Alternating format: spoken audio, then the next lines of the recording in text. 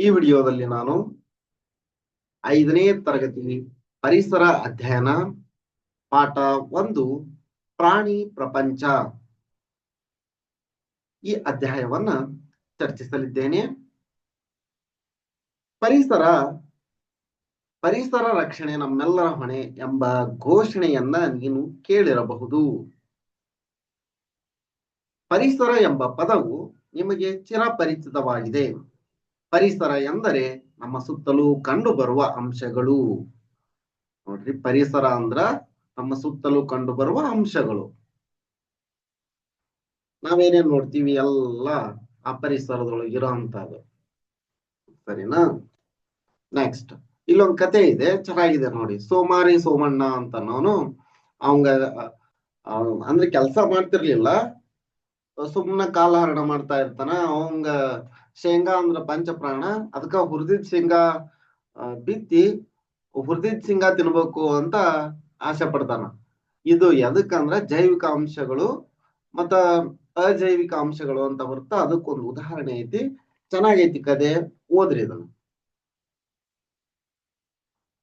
ಇನ್ನ ನೋಡ್ರಿ, ಅದ ಹೇಳಿದ್ನಲ್ಲ, ಹುರಿದ ಶೇಂಗಾದಲ್ಲಿ ಸಸಿಯಾಗಲು ಬೇಕಾದ ಲಕ್ಷಣಗಳಿರುತ್ತ. ಹುರಿಯದ ಶೇಂಗಾದಲ್ಲಿ ಸಸಿಯಾಗಲು ಬೇಕಾದ ಲಕ್ಷಣಗಳಿರುತ್ತವೆ. ಅದನ್ನು ಜೈವಿಕ ಅಂಶ ಎನ್ನಲಾಗುತ್ತದೆ. ಹೌದಾ? ನೆಕ್ಸ್ಟ್, ಹುರಿಯದ ಶೇಂಗಾದಲ್ಲಿ ಇವು ಲಕ್ಷಣ ಇರ್ತಾವ. ಇನ್ನು ಹುರಿದ ಶೇಂಗಾದಲ್ಲಿ ಇರಲ್ಲ. ಹುರಿದ ಶೇಂಗಾದಲ್ಲಿ ಸಸಿಯಾಗಲು ಬೇಕಾದ ಜೈವಿಕ ಅಂಶ ನಾಶವಾಗುತ್ತವೆ. ಅದನ್ನು ಅಜೈವಿಕ ಸ್ಥಿತಿ ಅನ್ನುತ್ತಾರೆ. ಈ ಜೈವಿಕ ಸ್ಥಿತಿ ಮತ್ತು ಅಜೈವಿಕ ಸ್ಥಿತಿಯನ್ನ ಒಳಗೊಂಡಂತೆ ಇಲ್ಲಿ ಸ್ವಲ್ಪ ಅಂಶಗಳನ್ನು ಕೊಟ್ರ, ಲಕ್ಷಣಗಳನ್ನು ಕೊಟ್ರ ಅದನ್ನ ನೋಡನ್ರಿ. ನೋಡ್ರಿ, ಪ್ರತಿಯೊಂದು ಅಂಶಗಳಲ್ಲಿ ಕೆಳಗಿನ ಪಟ್ಟಿಯಲ್ಲಿ ಪರಿಸರದಲ್ಲಿನ ಕೆಲವು ಅಂಶಗಳನ್ನ ಹಾಗೂ ಅವುಗಳ ಮುಂದೆ ಕೆಲವು ಲಕ್ಷಣಗಳನ್ನ ನೀಡಿದೆ. ಇಲ್ಲೇ ಲಕ್ಷಣ ಅದವು. ಓದು. ಪ್ರತಿಯೊಂದು ಅಂಶಗಳಲ್ಲಿ ಅದರ ಮುಂದೆ ಸೂಚಿಸಿದ ಲಕ್ಷಣಗಳು ಕಂಡು ಬಂದರೆ ಸರಿ ಗುರುತು ಹಾಕು. ಈ ಲಕ್ಷಣಗಳು ಕಂಡು ಬರದಿದ್ದರೆ ತಪ್ಪು ಗುರುತು ಹಾಕು. ಈಗ ಪರಿಸರದ ಅಂಶಗಳು, ಲಕ್ಷಣಗಳನ್ನು ನೋಡ್ರಿ. ಪರಿಸರದ ಅಂಶದೊಳಗ ಇಲಿಯನ್ನ ತಗೊಂಡಾಗ ಅದು ಬೆಳವಣಿಗೆಯನ್ನು ಹೊಂದುತ್ತ, ಆಹಾರ ಸೇವನೆಯನ್ನು ಮಾಡುತ್ತ, ಇಲಿ ಚಲನೆಯನ್ನು ಮಾಡುತ್ತ, ಇಲಿ ಉಸಿರಾಟ ಮಾಡುತ್ತ, ಇಲಿ ವಿಸರ್ಜನೆ ಮಾಡುತ್ತ, ಇಲಿ ಪ್ರಚೋದನೆಗೆ ಪ್ರತಿಕ್ರಿಯೆ ಮಾಡುತ್ತ. ಅಂದ್ರ ನಾವು ಅದನ್ನ ಮುಟ್ಟಾಕ್ ಹೋದ್ವಿ ಅಂದ್ರ ಓಡಿ ಹೋಗುತ್ತ. ಇಲಿ ತನ್ನದೇ ಆದ ಸಂತತಿಯನ್ನ ಮುಂದುವರಿಸುತ್ತ, ಅಂದ್ರೆ ಸಂತಾನೋತ್ಪತ್ತಿ ಮಾಡುತ್ತ. ಇದು ಇಲಿ ಅಂದ್ರೆ ಜೈವಿಕ ಅಂಶವನ್ನ ಇಟ್ಕೊಂಡು ನೋಡಿದ್ವಿ ಇದನ್ನೀಗ. ಹೌದಾ? ಇನ್ನ ಇದೇ ತರ ಮಾವಿನ ಮರ ಬೆಳೆಯುತ್ತ. ಅದಕ್ಕ ನೀರು, ಗೊಬ್ಬರ ಬೇಕು. ಆಹಾರ ಸೇವನೆ ಹೌದು. ಚಲನೆ, ಅದು ಬೇರುಗಳ ಮೂಲಕ ಚಲನೆಯನ್ನು ತೋರಿಸುತ್ತ. ನೀರಿದ್ದ ಕಡೆ ಬೇರನ್ನು ಚಲಿಸುತ್ತ. ಉಸಿರಾಟ ಹೌದು, ಎಲ್ಲಾ ಸಸ್ಯಗಳು ಉಸಿರಾಡುತ್ತವೆ. ವಿಸರ್ಜನೆ ಮಾಡುತ್ತ, ಉದುರೆಲೆ ಬೀಳುತ್ತಲ್ಲ, ಅದ್ರ ಮೂಲಕ ವಿಸರ್ಜನೆ ಆಗುತ್ತದ. ಪ್ರಚೋದನೆಗೆ ಪ್ರತಿಕ್ರಿಯೆ, ಈಗ ಗಿಡವನ್ನ ಕಡಿಬಾರ್ದು, ಅದಕ್ಕೂ ನೋವಾಗುತ್ತ ಅಂತ ನೋಡ್ರಿ. ಪ್ರಚೋದನೆಗೆ ಪ್ರತಿಕ್ರಿಯೆ ತೋರಿಸುತ್ತದು. ಸಂತಾನೋತ್ಪತ್ತಿ ಹೌದು, ಮಾವಿನ ಮರ ಅದೇ ತರದ ಮಾವಿನ ಬೀಜ ಹಾಕಿದ್ರ ಅದೇ ತರದ ಮಾವಿನ ಮರವನ್ನ ಕೊಡುತ್ತ. ಆದ್ದರಿಂದ ಇದೇನು ಸಂತಾನೋತ್ಪತ್ತಿಯನ್ನು ಹೊಂದುತ್ತ. ಇನ್ನ ಇಟ್ಟಿಗೆ ತಗೊಂಡಾಗ ಇಲ್ಲಿ ಅಜೈವಿಕ ಅಂಶಗಳು ಬರ್ತಾವ ನೋಡ್ರಿ. ಅಜೈವಿಕ ಇಟ್ಟಿಗೆ ಬೆಳವಣಿಗೆ ಇಲ್ಲ, ಆಹಾರ ಸೇವನೆ ಇಲ್ಲ, ಚಲನೆ ಇಲ್ಲ, ಉಸಿರಾಟ ಮಾಡಲ್ಲ ಇಟ್ಟಿಗೆ, ವಿಸರ್ಜನೆನೂ ಮಾಡಲ್ಲ, ಪ್ರಚೋದನೆಗೆ ಪ್ರತಿಕ್ರಿಯೆ ತೋರಿಸಲ್ಲ ಇಟ್ಟಿಗೆ, ಸಂತಾನೋತ್ಪತ್ತಿ ಅಂಕರಿ ಮಾಡೋದೇ ಇಲ್ಲ. ಇಟ್ಟಿಗೆಯಿಂದ ಇಟ್ಟಿಗೆ ಹುಟ್ಟೈತಿ ಅಂತ ಎಲ್ಲರೂ ಕೇಳಿರನೇ ಇಲ್ಲ. ಆದ್ದರಿಂದ ಸಂತಾನೋತ್ಪತ್ತಿನೂ ಮಾಡಲ್ಲ. ಇನ್ನು ಗಡಿಯಾರ, ಇದು ನಿರ್ಜೀವ ವಸ್ತು. ಆದ್ದರಿಂದ ಬೆಳವಣಿಗೆ ಇಲ್ಲ, ಆಹಾರ ಸೇವನೆಯನ್ನು ಮಾಡಲ್ಲ ಗಡಿಯಾರ, ಚಲನೆಯನ್ನು ಮಾಡಲ್ಲ, ಉಸಿರಾಟ ಇಲ್ಲ, ವಿಸರ್ಜನೆಯನ್ನು ಮಾಡಲ್ಲ, ಪ್ರಚೋದನೆಗೆ ಪ್ರತಿಕ್ರಿಯೆ ತೋರಿಸಲ್ಲ ಗಡಿಯಾರ, ಸಂತಾನೋತ್ಪತ್ತಿ ಮಾಡಕ್ ಸಾಧ್ಯನೇ ಇಲ್ಲ. ಆದ್ದರಿಂದ ಇದು ನಿರ್ಜೀವ ವಸ್ತು, ಅಜೈವಿಕ ಅಂಶದೊಳಗೆ ಬರುತ್ತಿದೆ. ಇನ್ನ ಗಡಿಯಾರ ಆಯ್ತು. ಚಿಟ್ಟೆ ಚಿಟ್ಟೆ ನೀವು ನೋಡಿರ್ತೀರಿ, ಬಹಳ ಪ್ರೀತಿ. ಚಿಟ್ಟೆ ಅಂದ್ರೆ ನಿಮ್ಗೆ ಬಹಳ ಪ್ರೀತಿ ಇರುತ್ತ ಮಕ್ಕಳಿಗೆ. ಚಿಟ್ಟೆ ಬೆಳೆಯುತ್ತ, ಆಹಾರ ಸೇವನೆ ಮಾಡುತ್ತ, ಚಲನೆಯನ್ನು ಮಾಡುತ್ತ, ಉಸಿರಾಟ ಮಾಡುತ್ತ, ವಿಸರ್ಜನೆ ಮಾಡುತ್ತ. ವಿಸರ್ಜನೆ ಅಂದ್ರ ತ್ಯಾಜ್ಯ ವಸ್ತುಗಳನ್ನು ಹೊರ ಹಾಕುವುದು. ನೀವು 1, 2 ಅಂತಿರಲ್ಲ ಅದು. ಪ್ರಚೋದನೆಗೆ ಪ್ರತಿಕ್ರಿಯೆ, ಹೌದು, ನಾವು ಅದನ್ನ ಮುಟ್ಟಕ್ ಹೋದ್ರೆ ಹಾರ ಹೋಗುತ್ತ. ಇನ್ನ ಸಂತಾನೋತ್ಪತ್ತಿಯನ್ನು ಮಾಡುತ್ತ ಚಿಟ್ಟೆ. ಮನುಷ್ಯ ಎಲ್ಲಾ ಕ್ರಿಯೆಗಳನ್ನು ಮಾಡ್ತಾನ.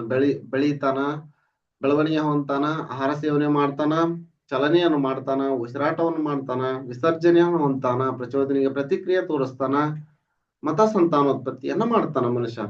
ಇನ್ನ ಕಪ್ಪೆ ಫ್ರಾಗ್. ಕಪ್ಪೆ ಬೆಳವಣಿಗೆ ಹೊಂದುತ್ತ, ಆಹಾರ ಸೇವನೆ ಮಾಡುತ್ತ, ಚಲನೆಯನ್ನು ಹೊಂದುತ್ತ, ಉಸಿರಾಟವನ್ನು ಮಾಡುತ್ತ, ವಿಸರ್ಜನೆ ಮಾಡುತ್ತ, ಪ್ರಚೋದನೆಗೆ ಪ್ರತಿಕ್ರಿಯೆ ತೋರಿಸುತ್ತ, ಸಂತಾನೋತ್ಪತ್ತಿ ಅದರದೇ ಆದ ರೀತಿಯ ಮಗುವಿಗೆ ಜನ್ಮ ನೀಡುತ್ತಾ ಅಥವಾ ಮೊಟ್ಟೆಯನ್ನು ನೀಡುತ್ತಾ, ಅದರ ಮೂಲಕ ಮರಿಗಳು ಹೊರಬರ್ತವು. ಆದ್ರಿಂದ ಸಂತಾನೋತ್ಪತ್ತಿನೂ ತೋರಿಸುತ್ತಿದ್ದು. ಇನ್ನ ಕಾಗದದ ಹಾಳೆ ಯಾವನು ತೋರಿಸಲ್ಲ. ಅಂದ್ರೆ ನಿರ್ಜೀವ ವಸ್ತು. ಬೆಳವಣಿಗೆ ಇಲ್ಲ, ಆಹಾರ ಸೇವನೆ ಇಲ್ಲ, ಚಲನೆ ಇಲ್ಲ, ಉಸಿರಾಟ ಮಾಡಲ್ಲ, ವಿಸರ್ಜನೆ ಮಾಡಲ್ಲ, ಪ್ರಚೋದನೆಗೆ ಪ್ರತಿಕ್ರಿಯೆ ತೋರಿಸಲ್ಲ, ಸಂತಾನೋತ್ಪತ್ತಿ ಇಲ್ಲ. ಮೊಬೈಲ್ನು ಇದೇ ತರ, ಅದು ಒಂದು ನಿರ್ಜೀವ ವಸ್ತು. ಅಲ್ಲಿ ಅವು ಜೈವಿಕ ಅಂಶಗಳು ಕಂಡು ಬರುವುದಿಲ್ಲ. ಈಗ ನೀನು ಸರಿ ಗುರುತು ಹಾಕಿರುವ ಅಂಶಗಳನ್ನ ಪರಿಸರದಲ್ಲಿ ಜೀವಿಗಳು ಎಂತಲೂ, ಈಗ ಸರಿ ಗುರುತು ಹಾಕೈತಲ್ಲ ಅವು ಎಲ್ಲಕ್ಕೂ ಜೀವಿಗಳು ಎಂತಲೂ, ತಪ್ಪು ಗುರುತು ಹಾಕಿರುವ ಅಂಶಗಳನ್ನ ನಿರ್ಜೀವ ವಸ್ತುಗಳು ಎಂತಲೂ ಕರೆಯುತ್ತಾರೆ. ಸಜೀವಿಗಳು, ನಿರ್ಜೀವಿಗಳು ಅನ್ಬೇಕು ಅದಕ್ಕ. ಇಲ್ಲೇನ ಜೀವಿಗಳು ಅಂತಾರಲ್ಲ, ಅದಕ್ಕ ಸಜೀವಿಗಳು. ಮತ್ತ ಜೀವ ಇಲ್ಲ ಅಂದ್ರ ಅದಕ್ಕ ನಿರ್ಜೀವಿಗಳು, ನಿರ್ಜೀವ ವಸ್ತುಗಳು ಅಂತ ಕರೀತಾರ. ಪರಿಸರದಲ್ಲಿ ಕಂಡುಬರುವ ಅಂಶಗಳನ್ನ ಕೆಳಗೆ ನೀಡಿದೆ. ಅವುಗಳನ್ನ ಜೀವಿ ಅಥವಾ ನಿರ್ಜೀವಿಗಳಾಗಿ, ಸಜೀವಿ ಅಥವಾ ನಿರ್ಜೀವಿಗಳಾಗಿ ಅಂತ ಅವಕಾಗಿತ್ತು, ಇರಲಿ. ಜೀವಿ ಅಥವಾ ನಿರ್ಜೀವ ವಸ್ತುಗಳಾಗಿ ಗುರುತಿಸು. ಸರಿಯಾದ ಆಯ್ಕೆಯ ಮುಂದೆ ಸರಿ ಗುರುತು ಹಾಕು. ಓಕೆ, ನೋಡ್ರಿ, ಪರಿಸರದ ಅಂಶಗಳು ಜೀವಿಗಳು, ನಿರ್ಜೀವ ವಸ್ತುಗಳು ಯಾವ್ಯಾವು? ಪಕ್ಷಿಗಳು ಜೀವಿಗಳು. ಅವು ಎಲ್ಲಾ ಜೀವಿಗಳಲ್ಲಿರುವಂತಹ ಅಂಶಗಳನ್ನು ತೋರಿಸ್ತವು. ಆದ್ದರಿಂದ ಜೀವಿಗಳು, ಅದಕ್ಕ ಸರಿ ಗುರುತು ಹಾಕಿನಿ. ಬಲೂನು ನಿರ್ಜೀವ ವಸ್ತು, ಅದಕ್ಕ ನಿರ್ಜೀವ ವಸ್ತುಗಳಿಗೆ ಸರಿ ಗುರುತು ಹಾಕಿನಿ. ನೀರು ನಿರ್ಜೀವ ವಸ್ತು ಇದ್ದಲ್ಲೇ ಸರಿ ಗುರುತು ಹಾಕಿನಿ. ಮಾವಿನ ಮರ ಸಜೀವಿ, ಅದಕ್ಕ ಜೀವ ಐತಿ. ಇನ್ನ ಬಂಡಿ ನಿರ್ಜೀವ ವಸ್ತು, ಪೆನ್ನು ನಿರ್ಜೀವ ವಸ್ತು. ನೀನು ನೋಡಿರುವ ಇತರೆ ಜೀವಿ ಮತ್ತು ನಿರ್ಜೀವ ವಸ್ತುಗಳ ಪಟ್ಟಿ ಮಾಡು. ಇಲ್ಲೇ ನಮ್ಮ ಆಜುಬಾಜುದೊಳಗಿರುವಂತಹ ವಸ್ತುಗಳನ್ನ ನೋಡಿದಾಗ ಅಥವಾ ಪ್ರಾಣಿಗಳನ್ನು ನೋಡಿದಾಗ, ನಾಯಿ ಸಜೀವಿ, ಬೆಕ್ಕು ಜೀವ ಇರುವಂತಹದ್ದು, ಇಲಿ ಸಜೀವಿ, ಹಸು ಸಜೀವಿ, ಕುರಿ ಸಜೀವಿ. ಇನ್ನ ನಿರ್ಜೀವ ವಸ್ತುಗಳಿಗೆ ಬಂದಾಗ ಡಸ್ಟರ್, ಬೋರ್ಡ್, ಕಿಟಕಿ, ಗೋಡೆ, ಇಟ್ಟಿಗೆ, ಪೆನ್ನು, ಪುಸ್ತಕ, ಕಾಗದ ಇವೆಲ್ಲ ನಿರ್ಜೀವ ವಸ್ತುಗಳು. ಇನ್ನ ಜೀವಿಗಳ ಲಕ್ಷಣಗಳನ್ನ ನೋಡ್ರಿ. ಜೀವಿಗಳ ಲಕ್ಷಣ ಬಗ್ಗೆ ಇಲ್ಲಿ ಮಾಹಿತಿ ಕೊಟ್ಟೈತಿ ನೋಡ್ರಿ. ಜೀವಿಗಳು ಜೀವಕೋಶಗಳಿಂದಾಗಿದೆ. 1ನೇ ಲಕ್ಷಣ ಇದು ಇಂಪಾರ್ಟೆಂಟ್. ಜೀವಿಗಳು ಜೀವಕೋಶಗಳಿಂದಾಗಿವೆ. ಇದು ಸಸ್ಯ ಜೀವಕೋಶ, ಪ್ರಾಣಿ ಜೀವಕೋಶವನ್ನು ಕೊಟ್ಟರೆ ಇಲ್ಲೇ ನೋಡ್ರಿ. ಸಸ್ಯ ಮತ್ತು ಪ್ರಾಣಿಗಳ ಜೀವಕೋಶಗಳು, ಇವು ಸಸ್ಯ ಮತ್ತು ಪ್ರಾಣಿ ಜೀವಕೋಶಗಳು. ಹೌದಾ? ಮನೆ ಕಟ್ಟುವುದನ್ನ ನೀನು ಗಮನಿಸಿರುವೆ. ಇಟ್ಟಿಗೆ, ಸಿಮೆಂಟ್, ನೀರು, ಕಬ್ಬಿಣ, ಕಟ್ಟಿಗೆ ಹೀಗೆ ಹಲವು ವಸ್ತುಗಳನ್ನ ಸರಿಯಾಗಿ ಜೋಡಿಸಿದಾಗ ಮನೆ ತಯಾರಾಗುತ್ತದೆ.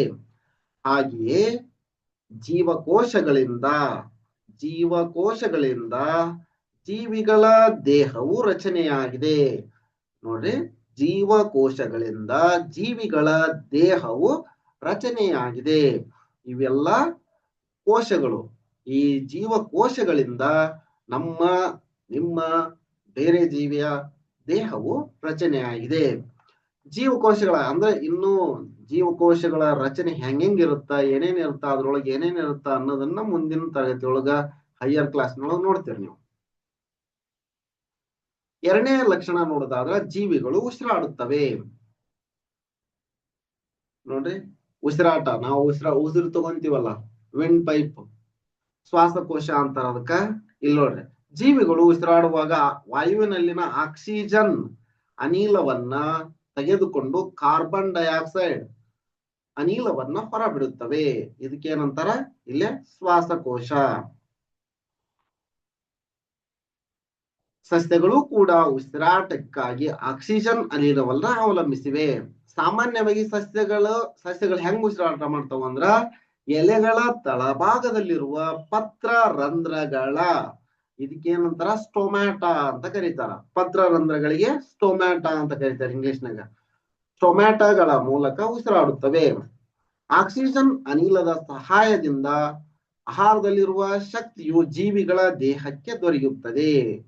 ನೋಡ್ರಿ, ಇಲ್ಲಿ ಆಕ್ಸಿಜನ್ ಅನಿಲದ ಸಹಾಯದಿಂದ ಆಹಾರದಲ್ಲಿರುವ ಶಕ್ತಿಯು ಜೀವಿಗಳ ದೇಹಕ್ಕೆ ದೊರೆಯುತ್ತದೆ. ಆಕ್ಸಿಜನ್ ಬೇಕೇ ಬೇಕು ಉಸಿರಾಟಕ್ಕ ಅಂತ.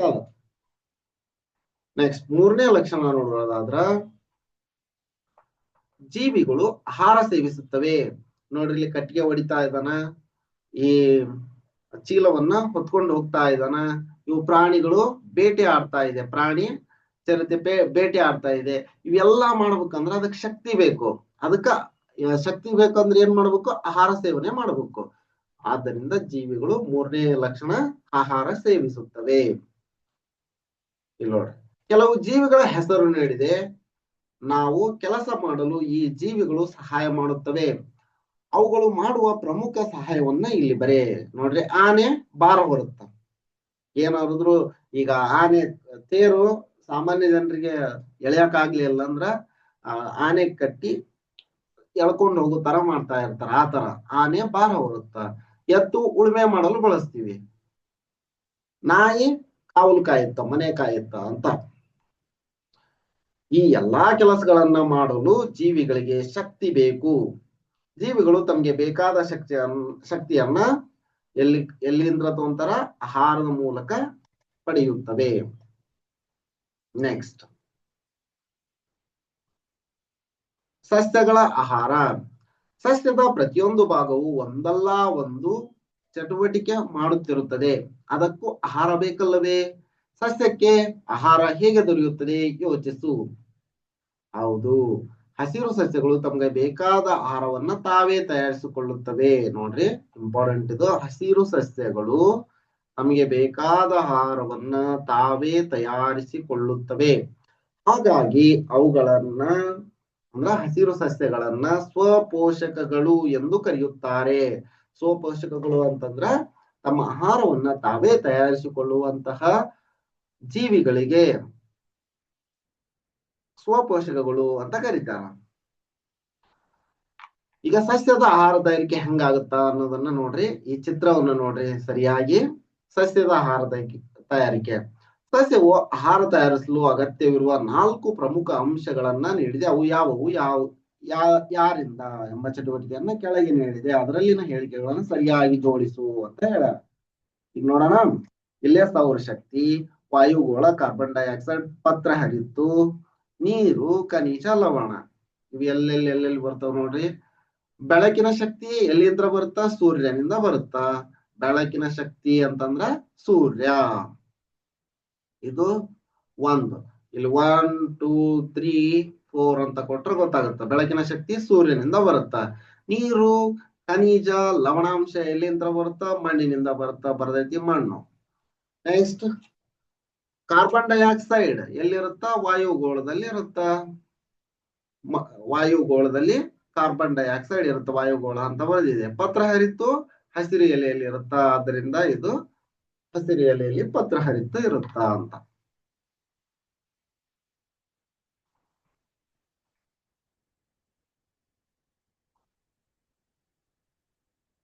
ನೋಡ್ರಿ, ಸಸ್ಯಗಳು ಬೆಳಕಿನ ಶಕ್ತಿ, ವಾಯುವಿನಲ್ಲಿನ ಕಾರ್ಬನ್ ಡೈಆಕ್ಸೈಡ್, ಮಣ್ಣಿನಲ್ಲಿರುವ ನೀರು, ಖನಿಜ, ಲವಣಾಂಶಗಳನ್ನ ಬೇರುಗಳ ಮೂಲಕ ಹೀರಿ ಎಲೆಯಲ್ಲಿ ಪತ್ರ ಹರಿತ್ತಿನ ಸಹಾಯದಿಂದ ಆಹಾರ ತಯಾರಿಸುತ್ತದೆ. ಇದನ್ನ ದ್ವಿತೀಯ ಸಂಶ್ಲೇಷಣೆ ಅನ್ನುವರು. ಇಂಪಾರ್ಟೆಂಟ್ ನೋಡ್ರಿ, ಇದು ಇಂಪಾರ್ಟೆಂಟ್. ದ್ವಿತೀಯ ಸಂಶ್ಲೇಷಣೆ ಅಂತಂದ್ರ ನೀವು ಮುಂದಿನ ಹೆಚ್ಚಿನ ಕ್ಲಾಸಿಗೆ ಹೋದಂಗೆಲ್ಲ ಕಲಿತೀರಿ, ಆದ್ರೂ ಇಲ್ಲೇ ಕಲ್ತ್ಬಿಡ್ರಿ. ಸಸ್ಯಗಳು ಸೂರ್ಯನ ಬೆಳಕಿನ ಶಕ್ತಿ, ವಾಯುವಿನಲ್ಲಿನ ಕಾರ್ಬನ್ ಡೈಆಕ್ಸೈಡ್, ಮಣ್ಣಿನಲ್ಲಿರುವ ನೀರು, ಖನಿಜ ಲವಣಾಂಶಗಳನ್ನ ಬೇರುಗಳ ಮೂಲಕ ಹೀರಿ ಎಲೆಯಲ್ಲಿನ ಪತ್ರ ಹರಿತ್ತಿನ ಸಹಾಯದಿಂದ ಆಹಾರ ತಯಾರಿಸುತ್ತವೆ. ಇದನ್ನ ದ್ವಿತೀಯ ಸಂಶ್ಲೇಷಣೆ ಅಂತ ಕರೀತಾರೆ. ಸಸ್ಯದ ಆಹಾರ ತಯಾರಿಕೆಯಲ್ಲಿ ಗ್ಲೂಕೋಸ್ ತಯಾರಾಗುತ್ತದೆ ಹಾಗೂ ಆಕ್ಸಿಜನ್ ಬಿಡುಗಡೆಯಾಗುತ್ತದೆ. ಜೀವಿಗಳಿಗೆ ಇವೆರಡರ ಉಪಯೋಗಗಳನ್ನ ಇಲ್ಲಿ ಬರೆ. ಗ್ಲೂಕೋಸ್ ಶಕ್ತಿ ಬರಕ್ ಬೇಕು, ಇದರಿಂದ ಏನ್ ಬರ್ತಾ ಶಕ್ತಿ. ಆಕ್ಸಿಜನ್ ಉಸಿರಾಡಲು ಬೇಕು. ಇನ್ನು ನೆಕ್ಸ್ಟ್ ಈ ಚಿತ್ರ ನೋಡ್ರಿ. ಇಲ್ಲಿ ಮೊದ್ಲಿಗಿರೋದು ಡ್ರಾಸೆರಾ ಅಂತಾರೆ. ಅದಕ್ಕ ಡ್ರಾಸೆರಾ ನೆಪೆಂಥಿಸ್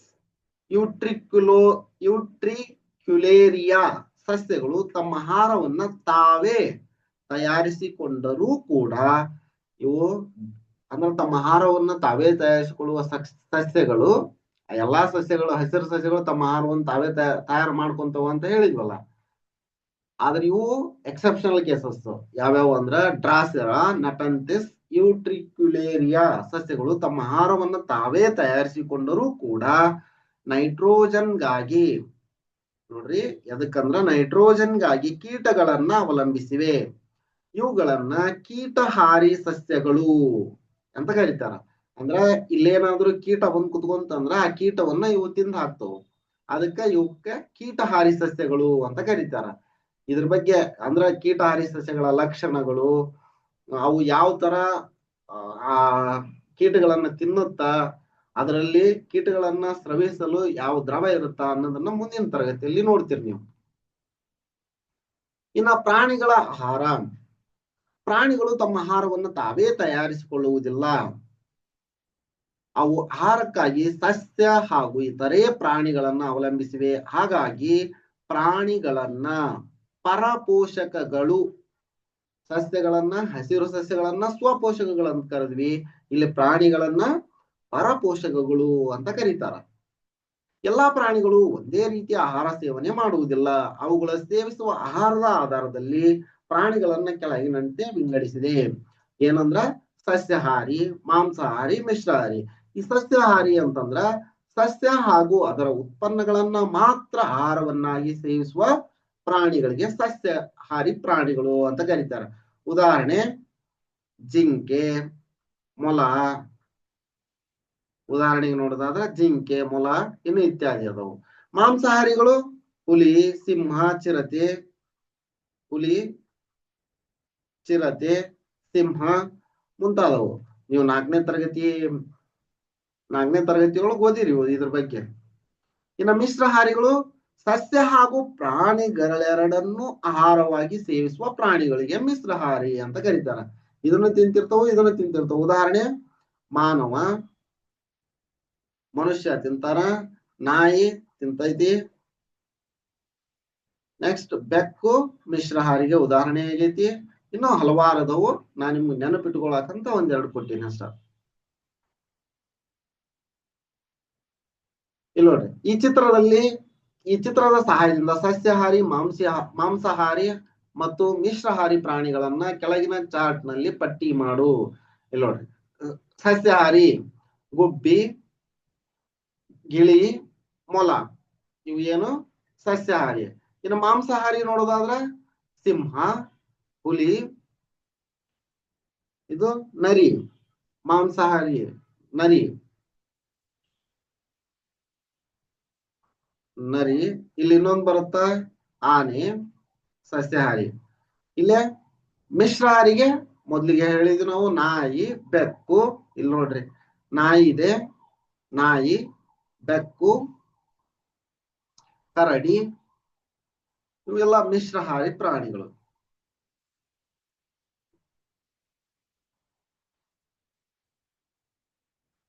ಇನ್ನು ನಾಲ್ಕನೇ ಲಕ್ಷಣ ನೋಡೋದಾದ್ರ ಜೀವಿಗಳು ಬೆಳೆಯುತ್ತವೆ ಅಂದ್ರೆ ನೋಡ್ರಿ, ಮೊದ್ಲಿಗೆ ಹುಟ್ಟಿದಾಗ ಮನುಷ್ಯ ಚಿಕ್ಕವನಾಗಿರ್ತಾನ, ಆ ನಂತರ ಅಂಬೆಗಾಲ್ ಇಡ್ತಾನ, ಸ್ವಲ್ಪ ನಡಿತಾನ, ದೊಡ್ಡವನ ನಂತರ ಈ ತರ ಮನುಷ್ಯನ ಆಕೃತಿ ಇರುತ್ತ ಅಂತ. ಈಗ ಮೊದ್ಲ ಬೀಜ, ಆನಂತರ ಮೊಳಕೆ ಹೊಡೀತು, ಸ್ವಲ್ಪ ಚಿಕ್ಕ ಮರವಾಯ್ತು, ಈಗ ಹೆಮ್ಮರವಾಗಿ ಬೆಳೆದೈತಿ. ಮೊಟ್ಟೆ, ಆನಂತರ ಪಿಳ್ಳಿ, ಆನಂತರ ಕೋಳಿ ಆಗಿದೆ. ಈ ಚಿತ್ರಗಳು ಆಯಾ ಜೀವಿಗಳ ಬೆಳವಣಿಗೆಯನ್ನ ತೋರಿಸುತ್ತವೆ. ಪ್ರತಿ ಚಿತ್ರದಲ್ಲಿ ಜೀವಿಗಳು ಎತ್ತರ ಮತ್ತು ಗಾತ್ರದಲ್ಲಿ ಹೆಚ್ಚಳವಾಗಿವೆ. ಇದನ್ನ ಬೆಳವಣಿಗೆ ಎನ್ನುವರು. ಅಂದ್ರ ಜೀವಿಗಳ ಎತ್ತರ ಮತ್ತು ಗಾತ್ರದಲ್ಲಿ ಹೆಚ್ಚಳವಾಗುವುದಕ್ಕ ಬೆಳವಣಿಗೆ ಅಂತ ಹೇಳ್ತಾರ. ಬೆಳವಣಿಗೆಗೆ ಸಂಬಂಧಿಸಿದ ಕೆಲವು ಹೇಳಿಕೆಗಳನ್ನ ಕೆಳಗೆ ನೀಡಿದೆ. ಈ ಹೇಳಿಕೆಗಳು ಸರಿಯಾಗಿದ್ದರೆ ಸರಿ ಗುರುತು, ತಪ್ಪಾಗಿದ್ದರೆ ತಪ್ಪು ಗುರುತು ಹಾಕು. ತಪ್ಪಾದ ಹೇಳಿಕೆಯನ್ನ ಸರಿಪಡಿಸಿ ಬರೆಯ ಅಂತ ಹೇಳ. ನೋಡಿ, ಈ ಹೇಳಿಕೆ ಏನೈತಿ? ಎಲ್ಲಾ ಜೀವಿಗಳು ಜನನ ಕಾಲದಲ್ಲಿ ಚಿಕ್ಕದಾಗಿದ್ದು ಅನಂತರ ನಿರ್ದಿಷ್ಟ ಎತ್ತರ ಹಾಗೂ ಗಾತ್ರ ಪಡೆಯುವವು. ಸರಿ, ಚಿಕ್ಕದಾಗಿದ್ದು ಮತ್ತು ನಿರ್ದಿಷ್ಟ ಗಾತ್ರ ಪಡಿತಾವ. ಸರಿ ಇದೆ. ಜೀವಿಗಳ ಬೆಳವಣಿಗೆ ಎರಡನೇದು ನೋಡಿ. ಜೀವಿಗಳ ಬೆಳವಣಿಗೆ ವೇಗವಾಗಿ ಅಂದರೆ ಒಂದೆರಡು ದಿನಗಳಲ್ಲಿ ಆಗುತ್ತದೆ. ಇದು ತಪ್ಪು. ಸರಿಯಾಗಿದ್ದೇನಂದ್ರ ಜೀವಿಗಳ ಬೆಳವಣಿಗೆ ನಿಧಾನವಾಗಿ ಅಂದರೆ ವರ್ಷಗಳು ಬೇಕಾಗುತ್ತವೆ. ಇನ್ನ ಮೂರನೇದು ನೋಡ್ರಿ, ಸಸ್ಯಗಳ ಬೆಳವಣಿಗೆಯು ಅವುಗಳ ಕಾಂಡದ ತುದಿ ಅಥವಾ ಕಾಂಡದ ಗಾತ್ರದಲ್ಲಿ ಕಂಡು ಬರ್ತದೆ. ಹೌದು. ಇನ್ನು ಐದನೇ ಲಕ್ಷಣ, ಜೀವಿಗಳು ಚಲಿಸುತ್ತವೆ. ನೋಡ್ರಿ, ಇಲ್ಲಿ ಮೀನು ಈಜ್ತಾ ಇದೆ, ಕಪ್ಪೆ ಈಜ್ತಾ ಇದೆ, ಹಕ್ಕಿ ಹಾರುತ್ತಿದೆ, ಹಾವು ಸರಸರ ಹೋಗ್ತಾ ಇದೆ, ಕುದುರೆ ಓಡ್ತಾ ಇದೆ, ಇಲ್ಲೇ ವಿದ್ಯಾರ್ಥಿಗಳು ನಡೆಯುತ್ತಿದ್ದಾರೆ. ಹೀಗೆ ಇವೆಲ್ಲ ಚಲನೆಗೆ ಸಂಬಂಧಿಸಿವೆ. ಚಲನೆಯು ಜೀವಿಗಳ, ಅದರಲ್ಲೂ ಪ್ರಾಣಿಗಳ ವಿಶೇಷ ಲಕ್ಷಣವಾಗಿದೆ. ಪ್ರಾಣಿಗಳ ಚಲನೆ ನೋಡ್ರಿ, ಪ್ರಾಣಿಗಳು ಒಂದು ಕಡೆಯಿಂದ ಮತ್ತೊಂದು ಕಡೆಗೆ ಚಲಿಸುತ್ತವೆ. ಅದಕ್ಕಾಗಿ ವಿಶೇಷ ಅಂಗಗಳು ಪ್ರಾಣಿಗಳಿಗೆ ಇವೆ. ಕೆಳಗೆ ಕೆಲವು ಪ್ರಾಣಿಗಳ ಹೆಸರು ನೀಡಿದೆ, ಅವುಗಳ ಚಲನಾಂಗಗಳನ್ನ ಇಲ್ಲಿ ಬರೆ. ಮನುಷ್ಯ ಎದರಲ್ಲಿ ಹೋಗ್ತಾನಂದ್ರ ಕಾಲುಗಳ ಮೂಲಕ ಚಲನೆ ಮಾಡ್ತಾನ. ಕಾಂಗ್ರೂ ಕಾಲುಗಳ ಮೂಲಕ, ಹದ್ದು ರೆಕ್ಕೆಯ ಮೂಲಕ ಹಾರುತ್ತದೆ, ಬಾವುಲಿ ರೆಕ್ಕೆಯ ಮೂಲಕ ಹಾರುತ್ತದೆ.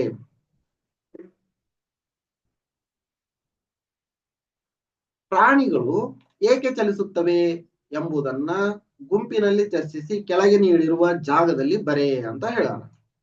ನೋಡ್ರಿ, ಪ್ರಾಣಿಗಳು ಏಕೆ ಚಲಿಸ್ತಾವ ಅಂದ್ರ ಆಹಾರಕ್ಕಾಗಿ, ನೀರಿಗಾಗಿ, ಅವು ರಕ್ಷಣೆಗಾಗಿ ಚಲನೆ ಮಾಡ್ತಾವು.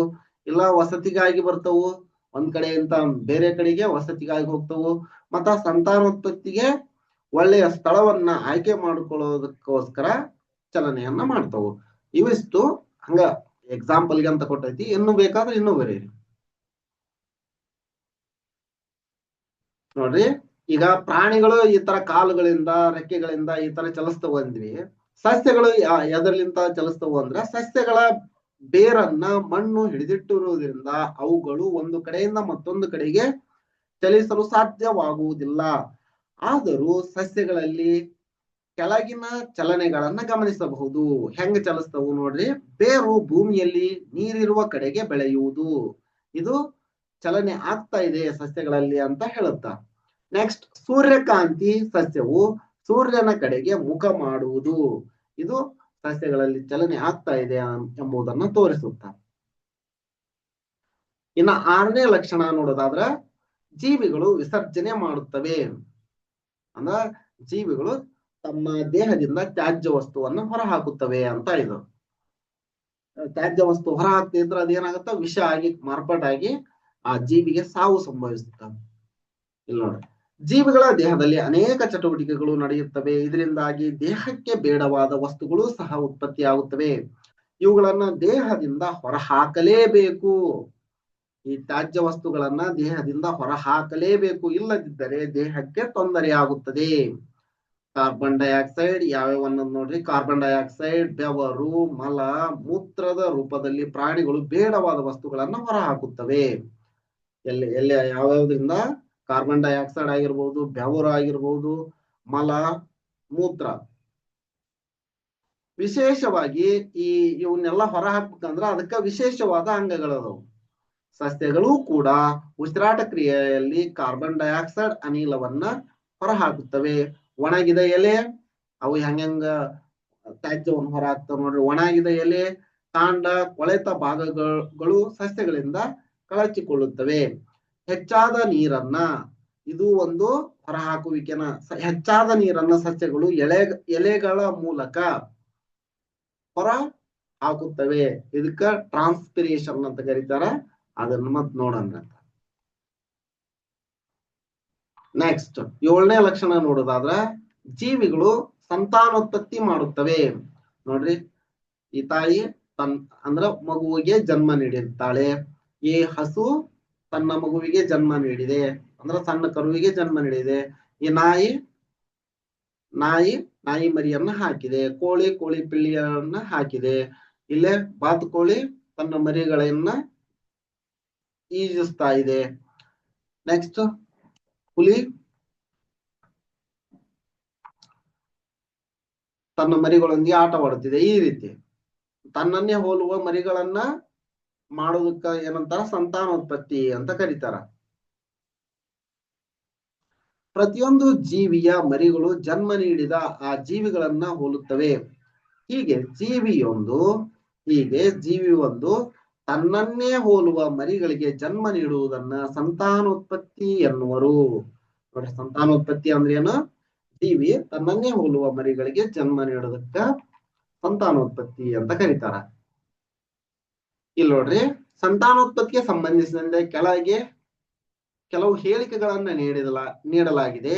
ಹೇಳಿಕೆಗಳು ಸರಿಯಾಗಿದ್ದರೆ ಸರಿ ಗುರುತು, ತಪ್ಪಾಗಿದ್ದರೆ ತಪ್ಪು ಗುರುತು ಹಾಕು. ತಪ್ಪಾದ ಹೇಳಿಕೆಯನ್ನ ಅದರ ಮುಂದೆ ನೀಡಿರುವ ಸ್ಥಳದಲ್ಲಿ ಸರಿಪಡಿಸಿ ಬರೆ ಅಂತ ಹೇಳ್ಯಾರ. ಇನ್ನು ಹೇಳಿಕೆ ಒಂದೇ ನೋಡೋದಾದ್ರೆ ಏನೈತಿ? ಸಂತಾನೋತ್ಪತ್ತಿಯಿಂದ ಜೀವಿಗಳು ತಮ್ಮ ಸಂತತಿಯನ್ನ ಮುಂದುವರಿಸುತ್ತವೆ. ಹೌದು, ಸರಿ ಐತೆ. ಸಂತಾನೋತ್ಪತ್ತಿಯಿಂದ ಪರಿಸರದಲ್ಲಿ ಇತರೆ ಜೀವಿಗಳಿಗೆ ಆಹಾರ ದೊರೆಯುತ್ತದೆ. ಹೌದು. ಅಂದ್ರ ಈಗ ಚಿಕನ್ನು, ಮಟನ್ನು ಈ ತರ ನೋಡೋದಾದ್ರ ಅದ್ರ ಸಂತಾನೋತ್ಪತ್ತಿ ಬೆಳೆದಂಗೆಲ್ಲ ಮನುಷ್ಯರ ತಿಂತಾರ. ಸಂತಾನೋತ್ಪತ್ತಿಯಿಂದ ಬೇರೆ ಜೀವಿಗಳಿಗೆ ಆಹಾರ ಸಿಗುತ್ತ. ಹೌದು, ಸರಿ. ಸಂತಾನೋತ್ಪತ್ತಿಯು ಪ್ರಾಣಿಗಳಲ್ಲಿ ಮಾತ್ರ ಕಂಡು ಬರುತ್ತದೆ. ಇದು ತಪ್ಪು. ಜೈವಿಕ ಅಂದ್ರ ಜೀವ ಇರುವಂತ ಎಲ್ಲಾ ವಸ್ತುಗಳು ಸಂತಾನೋತ್ಪತ್ತಿಯನ್ನ ಮಾಡ್ತವು. ಆದ್ದರಿಂದ ಅದು ತಪ್ಪು. ಸರಿಯಾಗಿದ್ದೇನಂದ್ರ ಸಂತಾನೋತ್ಪತ್ತಿಯು ಎಲ್ಲ ಜೀವಿಗಳಲ್ಲಿ ಕಂಡು ಬರುತ್ತದೆ.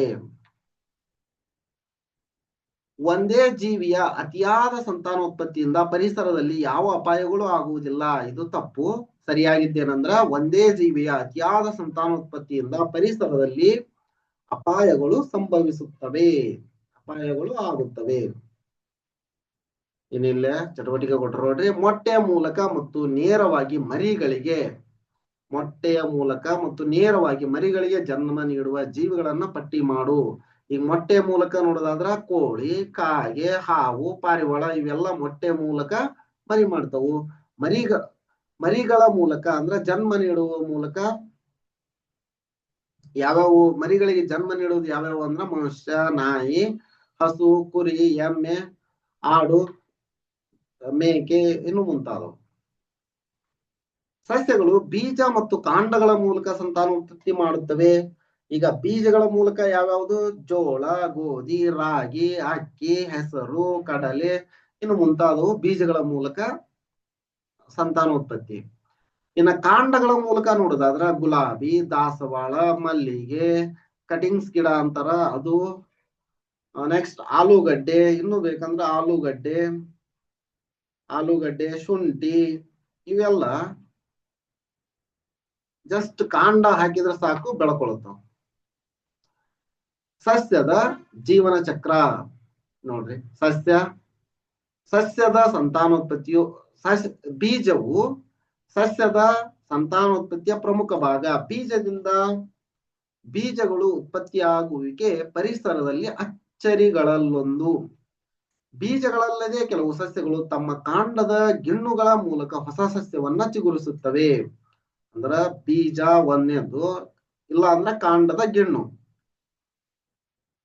ಇನ್ನ ಇದ್ರ ಬಗ್ಗೆ ಮುಂದಿನ ತರಗತಿಯೊಳಗೆ ಹೆಚ್ಚಿಂದು ನೋಡೋಣ ಅಂತ.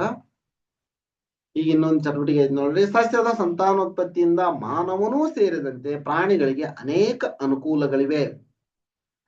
ಗೆಳೆಯ ಗೆಳತಿಯರೊಂದಿಗೆ ಚರ್ಚಿಸಿ ಪಟ್ಟಿ ಮಾಡು. ಏನಂದ್ರ ಸಸ್ಯದ ಸಂತಾನೋತ್ಪತ್ತಿಯಿಂದ ನಮ್ಗೆ ಆಹಾರ ದೊರೆಯುತ್ತ, ವಸ್ತಿಗೆ ಕಟ್ಟಿಗೆ ಸಿಗುತ್ತವು. ಅದ್ರ ಸಸ್ಯ ಜಾಸ್ತಿ ಆತಂದ್ರ ಅದರಿಂದ ಮನೆ ಹಾಕ್ಸ್ತೀವಿ. ಮಡಿಗೆ ಮನೆ ಹಾಕ್ಸ್ಬೇಕಂದ್ರ ಕಟ್ಟಿಗೆ ಬೇಕೇ ಬೇಕು. ವಸತಿ ಇಲ್ಲ ಬೇರೆ ಪ್ರಾಣಿ ಪಕ್ಷಿಗಳು ವಾಸ ಮಾಡಕ್ ಕಾಡು ಬೇಕು. ಆದ್ರಿಂದ ಇದು ಒಂದ್ ರೀತ ವಸತಿಗೆ ಯೋಗ್ಯವಾಗೈತಿ. ನೆಕ್ಸ್ಟ್ ಉಸಿರಾಡಲು ಪರಿಶುದ್ಧ ಗಾಳಿ ಬೇಕು. ಹಣ್ಣು ತರಕಾರಿ ಇವೆಲ್ಲ ನಮ್ಗೆ ಅಲ್ಲೇ ಸಸ್ಯದಿಂದ ದೊರೆಯುತ್ತವು. ಇವು ಅದರ ಅನುಕೂಲಗಳು. ಇನ್ನು 8ನೇದ್ದು ಲಕ್ಷಣ ನೋಡೋದಾದ್ರೆ ಜೀವಿಗಳು ಪ್ರಚೋದನೆಗೆ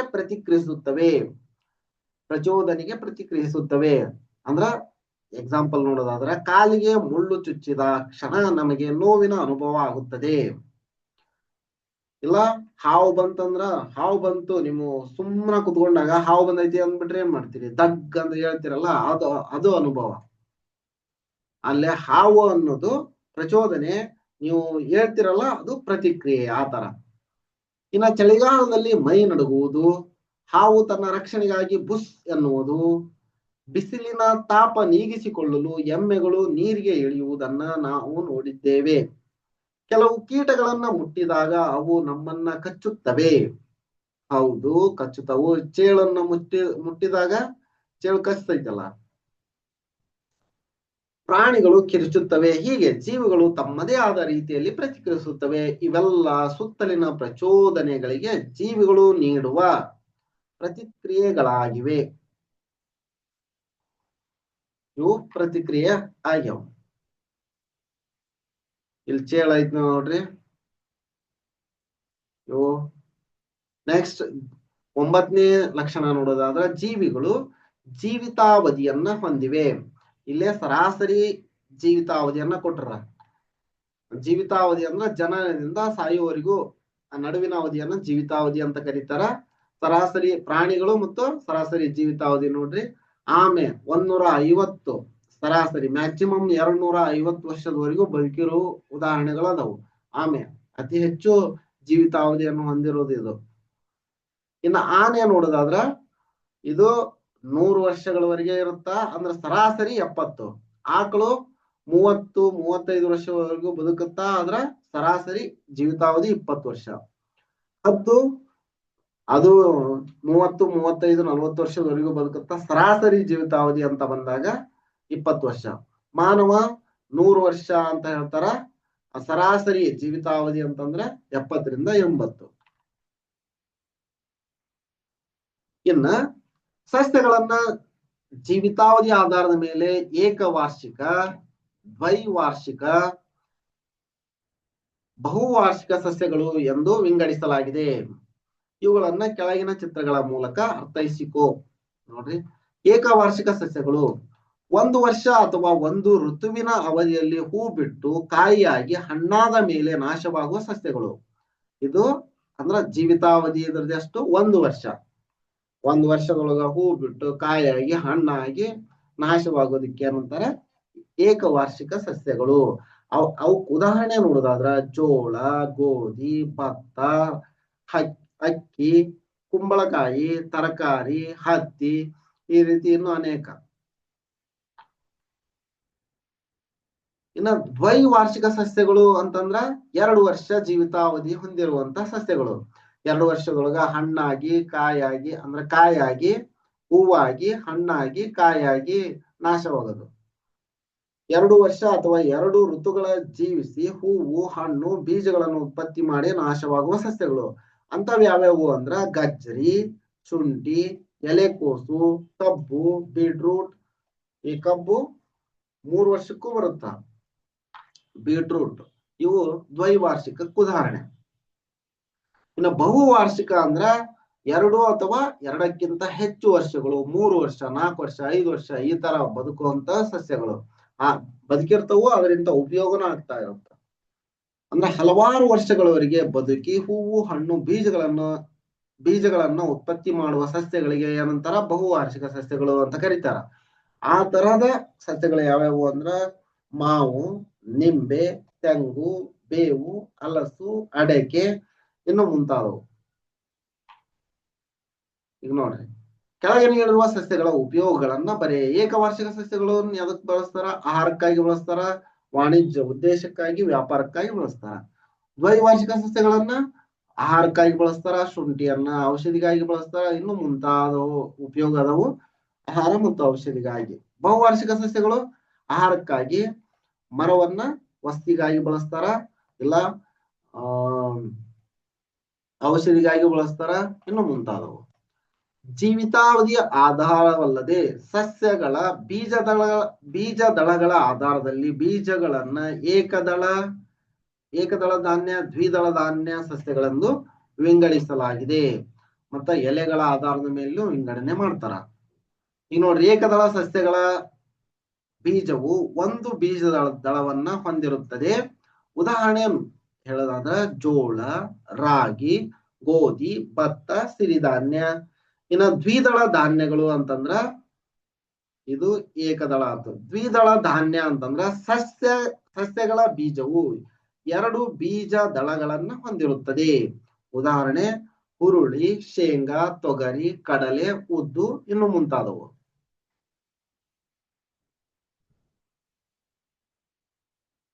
ಈಗ ಪ್ರಾಣಿಗಳ ಸಂರಕ್ಷಣೆಯ ಮಹತ್ವ. ಪ್ರಾಣಿಗಳನ್ನ ಹೇಗ್ ಸಂರಕ್ಷಣೆ ಮಾಡಬೇಕು ಅನ್ನೋದನ್ನ ನೋಡ್ರಿ. ಪ್ರಾಣಿಯ ಸಂರಕ್ಷಣೆಯ ಮಹತ್ವದ ಬಗ್ಗೆ ಸ್ವಲ್ಪ ಅಂಶ. ಪ್ರಾಣಿಗಳು ಪರಿಸರ ಸಮತೋಲನವನ್ನು ಉಳಿಸುವುದರಲ್ಲಿ ಪ್ರಮುಖ ಪಾತ್ರ ವಹಿಸುತ್ತವೆ. ಆದ್ದರಿಂದ ನಾವು ಪ್ರಾಣಿಯನ್ನ ಸಂರಕ್ಷಣೆ ಮಾಡಬೇಕು. ಪ್ರಾಣಿಗಳ ನಾಶದಿಂದ ಪರಿಸರದಲ್ಲಿ ಆಹಾರದ ಅಭಾವ ಉಂಟಾಗಿ ಇತರ ಜೀವಿಗಳ ಮೇಲೆ ಪರಿಣಾಮ ಬೀರುತ್ತದೆ. ಆದ್ದರಿಂದ ನಾವು ಪ್ರಾಣಿಗಳ ರಕ್ಷಣೆ ಮಾಡಬೇಕು. ಇತ್ತೀಚೆಗೆ ಸರ್ಕಾರಗಳು ರಾಷ್ಟ್ರೀಯ ಅರಣ್ಯ, ವನ್ಯಜೀವಿಧಾಮ, ಪಕ್ಷಿಧಾಮ ಅಭಯಾರಣ್ಯಗಳ ಮೂಲಕ ಪ್ರಾಣಿ ಸಂತತಿಯನ್ನ ರಕ್ಷಣೆ ಮಾಡುವ ಕ್ರಮ ಕೈಗೊಂಡಿದೆ. ಪ್ರಾಣಿಗಳ ಬೇಟೆಯನ್ನ ನಿಷೇಧಿಸಿದೆ. ಈಗ ಯಾರ ಪ್ರಾಣಿಯನ್ನ ಬೇಟೆ ಆಡಿದ್ರೆ ಜೈಲಿಗೆ ಹಾಕ್ತಾರ, ಶಿಕ್ಷೆ ಆಗುತ್ತ. ಈ ಒಂದ್ ಚಟುವಟಿಕೆ ಇದೆ ನೋಡ್ರಿ. ಕರ್ನಾಟಕದಲ್ಲಿರುವ ರಾಷ್ಟ್ರೀಯ ಅಭಯಾರಣ್ಯ, ವನ್ಯಜೀವಿಧಾಮ ಹಾಗೂ ಪಕ್ಷಿಧಾಮಗಳನ್ನ ಪಟ್ಟಿ ಮಾಡು. ಇದನ್ನ ಮಾಡ್ರಿ. ಇದಿಷ್ಟು ಈ ಪಾಠ ಅಂದ್ರ ಜೀವ ಪ್ರಪಂಚ. ಈ ಪಾಠ ಇಲ್ಲಿ ಮುಗಿಯುತ್ತಾ. ಮುಂದಿನ ಪಾಠವನ್ನು ಮುಂದಿನ ವಿಡಿಯೋದಲ್ಲಿ ನೋಡೋಣ. ಈ ವಿಡಿಯೋ ನಿಮ್ಗೆ ಇಷ್ಟ ಆಗಿದ್ರ ಲೈಕ್ ಮಾಡಿ, ಈ ಚಾನಲ್ ಅನ್ನ ಸಬ್ಸ್ಕ್ರೈಬ್ ಮಾಡಿ, ನಿಮ್ಮ ಸ್ನೇಹಿತರಿಗೆ ಈ ವಿಡಿಯೋವನ್ನ ಶೇರ್ ಮಾಡ್ಕೊಳ್ಳಿ.